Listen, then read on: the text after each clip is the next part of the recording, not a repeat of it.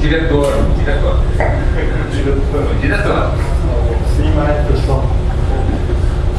Em primeiro lugar, parabenizar a professora Sandra aí pela excelente exposição, agradecer a oportunidade, né, de nos trazer essa realidade aqui. A minha pergunta, né, e também, ao mesmo tempo, pedir desculpas aí para o pessoal que está nos assistindo pela... hoje nossa programação pela primeira vez, né, em 3 anos, a gente ela não está completa, né? A professora até salienta que houve provavelmente há um edital importante que os parques tecnológicos estão concorrendo, que encerra amanhã as inscrições, e essa ausência deve estar ligada a esse evento que a gente sabe que é corrido, né, esse tipo de situação. Certamente todos os 3 parques vão estar participando dessa disputa, entre aspas, né, na verdade, dessa possibilidade. Agora, professora, eu também vou ter que me retirar daqui a pouquinho, mas eu gostaria de aproveitar, então, eu acho que foi bem aproveitado o tempo, né, tivemos uma exposição bastante importante sobre o parque. Eu gostaria de saber, né, várias vezes foi citado de que no momento a situação é diferente de outros momentos, ou seja, tem mais empresas procurando, tem mais falta de mão de obra, tem mais determinadas situações. Essa é a questão que eu gostaria de colocar. Como é que tem evoluído isso, e se isso, na sua avaliação, claro que é um conjunto de fatores, mas que conjunto de fatores tem influenciado para que essa evolução positiva tenha se dado e em que medida a gente tem notado essas diferenças? Bem, eu acho melhor você não esqueça a pergunta primeira eu acho que são vários os fatores, assim. Um fator que a gente não pode negar e de que a procura, o parque ele tem 2 momentos, ele tem antes da SAP e depois da SAP. Isso é um marco, assim, uma empresa âncora, uma empresa grande como a SAP, ela chama outras empresas, Não, a SAP é uma grande empresa alemã que hoje tem 500 funcionários. Ela é reconhecida mundialmente como, se não a melhor, uma das melhores empresas em sistemas de gestão, né? E hoje eles atuam, quando eles iniciaram, eles atuavam muito para grandes empresas. Hoje eles também já têm sistemas de gestão para pequenas empresas, então eles estão abarcando todo o mercado. Enfim, como a SAP é muito reconhecida, empresas como a Coca-Cola, a Gerdau, essas empresas de renome, todas usam o sistema SAP. A partir do momento da instalação da SAP no parque, outras empresas começaram a olhar para dentro do parque. Então, o número de empresas cresceu muito depois da instalação da SAP. Ele se manteve num crescimento pequeno, às vezes até estanque de um ano para o outro, e depois da SAP ele evoluiu muito. A SAP se instalou em 2009 e dali é que deu o boom mesmo. Então, esses 2 momentos a gente tem que considerar. A gente tem que considerar também uma mudança na gestão do parque. A partir de 2009, nós temos assumindo a direção do parque a Suzana Cacuta, que foi uma pessoa que foi superintendente do Sebrae, que foi presidente da Caixa RS, que sempre trabalhou muito pelas empresas e com as empresas. E ela tem um olhar diferenciado das pessoas que estavam antes ali. Então, a condução de toda essa gestão do parque se modificou. E não se pode também deixar de lado de que hoje o Brasil está sendo visto de outra forma. Qualquer lugar que a gente vá, quando a gente diz que é brasileiro, hoje a gente não está lá fora aparecendo só por causa do futebol e do carnaval, não. As empresas são reconhecidas, eles sabem que aqui nós estamos crescendo e de que nós temos tecnologia. Eu acho que isso é muito importante, de que eles reconheçam de que a gente também tem bons produtos, que a gente não tem só commodities. Isso, para nós que trabalhamos com o parque, com a empresa de TI, está muito claro. Principalmente nessas feiras internacionais que a gente vai. No início, havia um receio de que, por ser no setor de TI, as empresas fossem vistas como... não devem ser tão boas, não. No setor de TI TI, as empresas brasileiras e até o jeitinho brasileiro, ele é muito bem visto.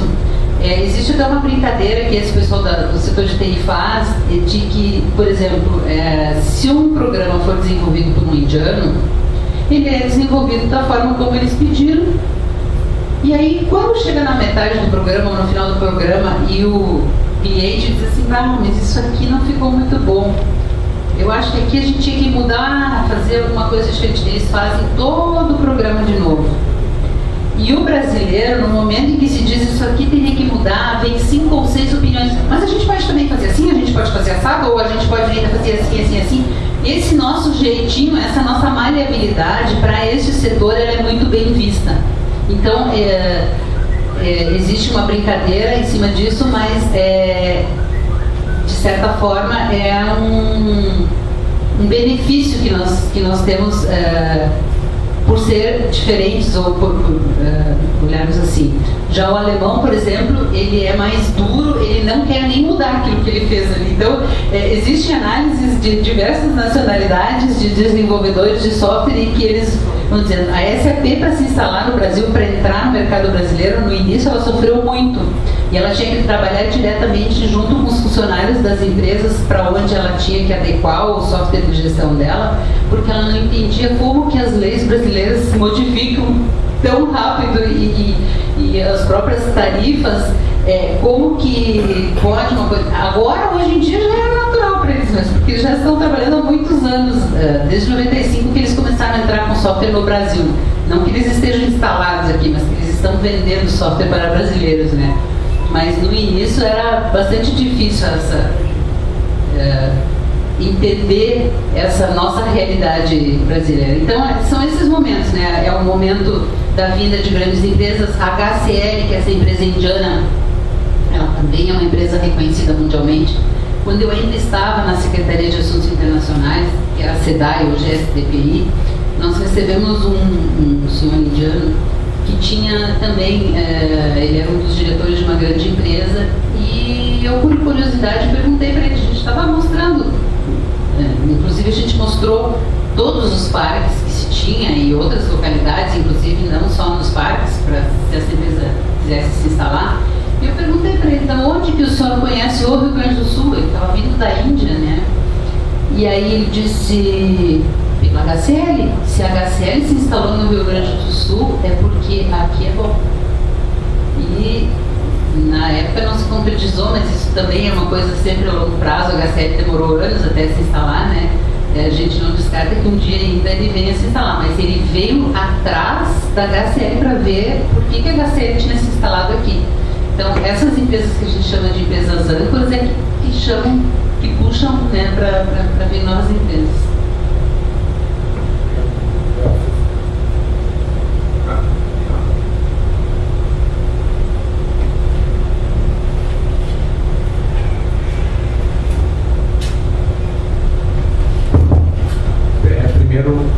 Bom, meu nome é Ivan, eu sou geógrafo aqui da Fundação. Primeiro, parabenizá-lo pela apresentação bem clara, né, muito boa. E segundo, vi um comentário seu sobre, em parte, mais ou menos responder isso que eu vou perguntar. Que é interessante, até eu acho que a organização foi muito feliz em convidar pessoas dos 3 parques. Infelizmente, só temos um, né? Porque é interessante porque as 3 experiências são diferentes, né? São muito próximas espacialmente, geograficamente, mas são experiências bem diferenciadas, né? Como tu comentaste no caso ali do Tecnocinos, né? Você começou com um número X de empresas locais, né? E logo depois, alguns anos depois, que entrou com uma empresa âncora, como tu colocaste agora, e aí atraiu mais. O Tecnopuc já foi diferente, começou com âncoras, 3 grandes âncoras, né, que era a Microsoft, a Dell e a HP, né? Então já foi uma outra forma de trabalhar. E a Valetec, que até hoje, pelo que eu sei, né, continua com a política de só empresas locais. Então, assim, é interessante, né, que são 3 propostas diferenciadas, né? Então eu acho que é muito rico e eu acho que é uma coisa interessante, né? fala muito no mundo inteiro sobre parques tecnológicos, polos tecnológicos, mas assim, cada local tem a sua forma, cada região tem uma forma diferente de tratar, e eu acho que é o ideal, né? Nem todos vão ser iguais ao Vale do Silício, né? Eu acho que isso aí nem é o objetivo, nem o pessoal que trabalha lá, né? Todos teriam que ser iguais. Não, acho que cada região tem as suas especificidades, e aqui no Rio Grande do Sul nós temos essas 3 experiências.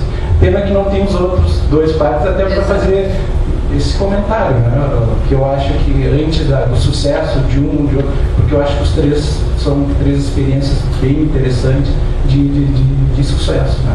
O Tecnocino, lá na PUC também já ganhou prêmios, também a Valetec também tem o seu papel, né?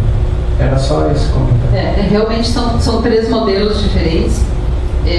Se alguém me perguntar qual é o melhor modelo, eu vou dizer que eu não sei, vou dizer que o melhor modelo é aquele que está dando certo. Se os 3 estão dando certo, é porque os 3 são bons modelos.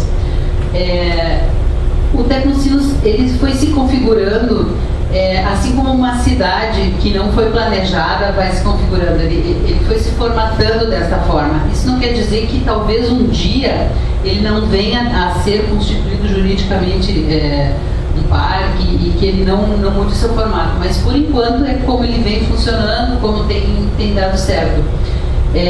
Os outros parques, Valetec, Tecnopuc, para nós são grandes parceiros. A gente tem muitas atividades que a gente desenvolve em conjunto, muitas feiras, inclusive alguns desses editais que a gente a gente consegue em parceria, e aí um é o gerente daquele projeto, e aí os recursos entram lá no Tecnopuc, e os outros parques usufruem também, são eles que prestam contas, outros estão os recursos conosco, e são os outros parques, todos estão engajados também nesse projeto, enfim. Então não existe nem aquilo que muitas pessoas às vezes acham assim, porque ele é rival de vocês. A gente diz, não, ele é nosso parceiro. Inclusive tem uma das empresas que está instalado no Tecnopuc um pedaço, e um pedaço da mesma empresa está lá dentro do Tecnocinos, então, que é a Stefanini. Ela tem nos 2 locais ela tem gente trabalhando, né? Então são parcerias muito importantes, né? E que trazem desenvolvimento para o Rio Grande do Sul, que esse é o nosso foco maior, e depois do Rio Grande do Sul trazer desenvolvimento para o Brasil. Porque quando a gente vai lá fora, a gente não é reconhecido por ser gaúcho ou por ser Rio Grande do Sul, são as empresas brasileiras. Então, quando a gente conversa com as empresas a respeito disso, a gente sempre diz assim, vocês estão representando o Brasil. No momento da entrega do produto, se vocês atrasarem, se vocês não entregarem o produto prometido, eles não vão dizer assim, foi a empresa X que não entregou e eu não confio nela. E nem vão dizer, foi uma empresa do Rio Grande do Sul que não... Não, os brasileiros não entregam na data correta, então a responsabilidade é muito maior, ele não é responsável só por si mesmo, ele está sendo responsável por todo um mercado. No setor calçadista isso foi muito importante em determinadas épocas. Tinham empresas nossas aqui, e aí isso eu conto que não tem nada a ver com tecnologia da TI, ali onde eu estou agora, mas eu trabalhava no setor da área internacional, e teve determinadas épocas que a gente exportava muito e que não se entregava no prazo correto, e tinham empresas de Londres que fecharam as portas e não importavam mais das nossas empresas do Brasil, tendo em vista esses atrasos de algumas empresas, e as outras seríssimas, que não tinham nada a ver com o pastel, acabamos sofrendo também.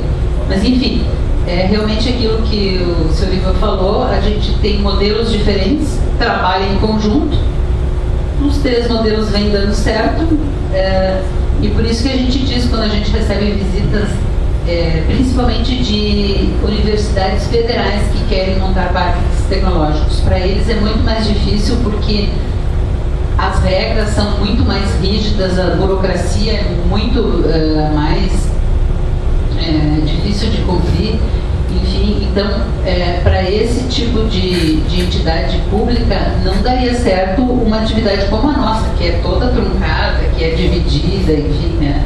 Aí a gente disse para eles, olha, o modelo para nós dá certo, não quer dizer que vai dar para vocês. Obrigada.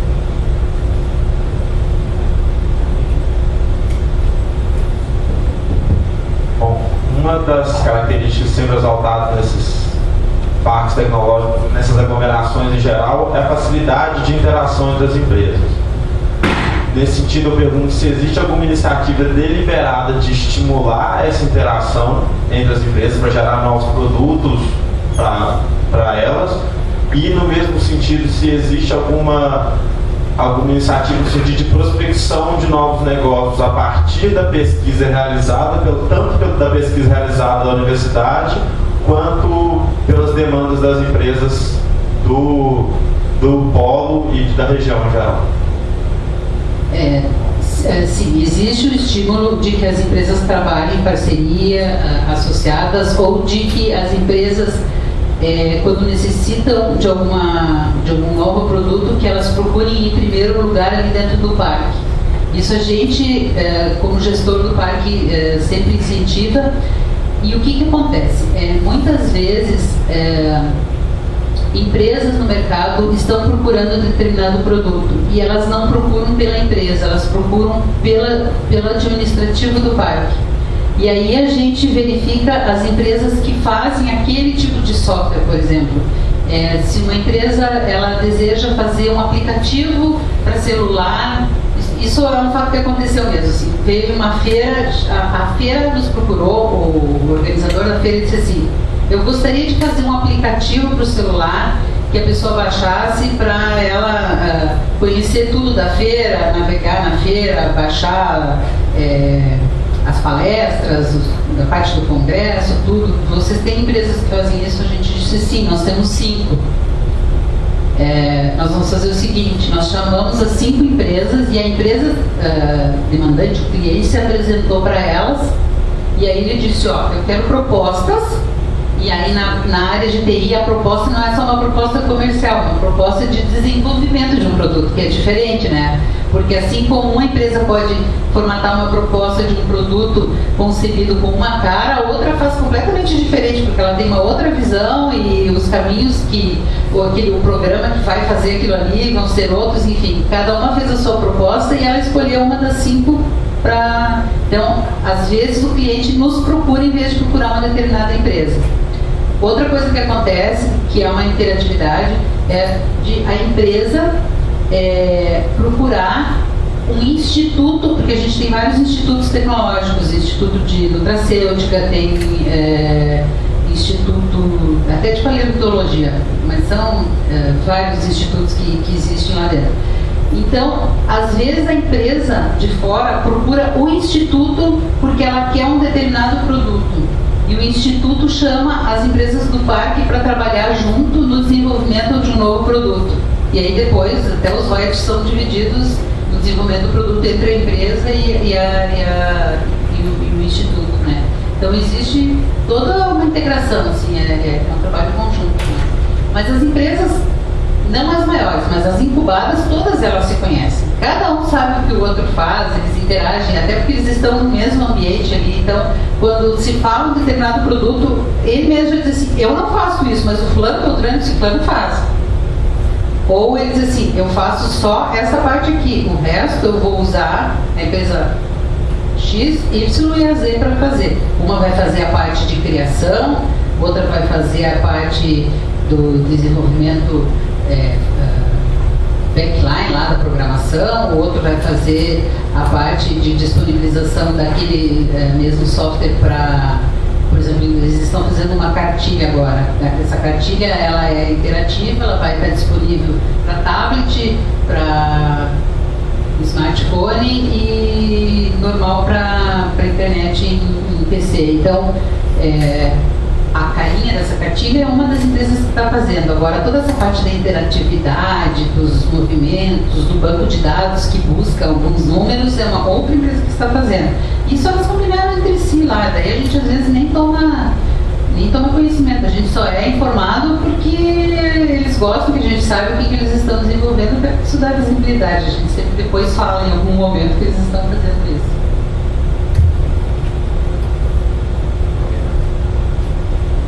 Acabei ganhando uma tarde inteira só para mim. Mas é uma pena, porque a interatividade com os outros parques teria sido ótima mesmo. Casa.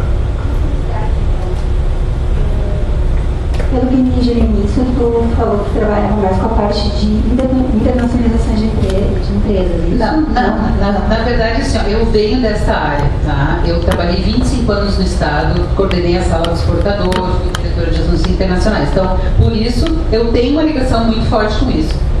Como nós somos só 8 pessoas, eu sou bombril, faço mil e uma utilidades, assim, desde escrever projetos para apresentar, a levar as empresas na feira, a vir fazer palestra, a cuidar das redes sociais. Então, eu acabo fazendo de tudo. O que eu, na verdade, fui chamada para fazer era mais essa área da internacionalização das empresas, mas acabei hoje fazendo de tudo um pouquinho, né? Então, não é que eu faça mais isso. Na verdade, foi só uma curiosidade, porque eu queria saber como a Tecnosino se atuava nessa parte de internacionalização, de se existia mesmo. Isso também era um foco dela. Sim, existe um foco. E isso é trabalhado de diversas formas.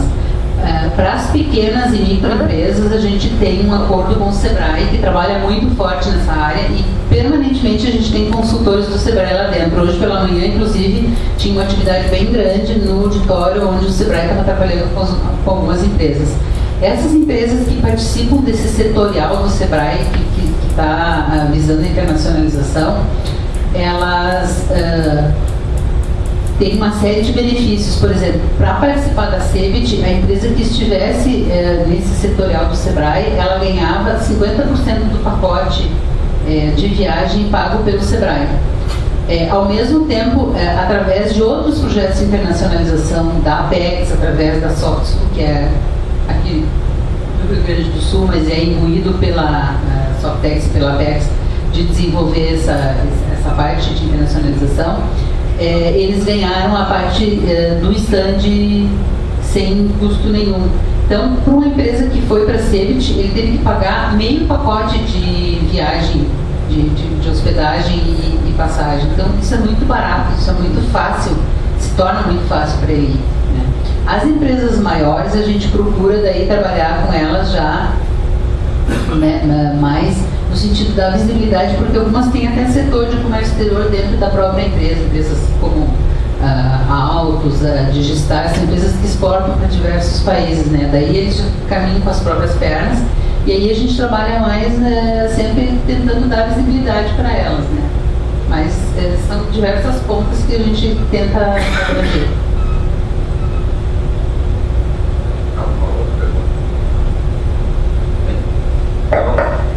Gostaria de agradecer em nome da TR a presença do Eduardo, que veio tão longe, o Aquiles, que é nosso velho colaborador, a Sandra, por essa carta tão interessante, tão informativa, principalmente a vocês que têm nos prestigiado nas comemorações de 40 anos da TR. Então, durante o decorrer do ano, nós vamos ter outras atividades, com todos eles já convidados. Então, mais uma vez, obrigado.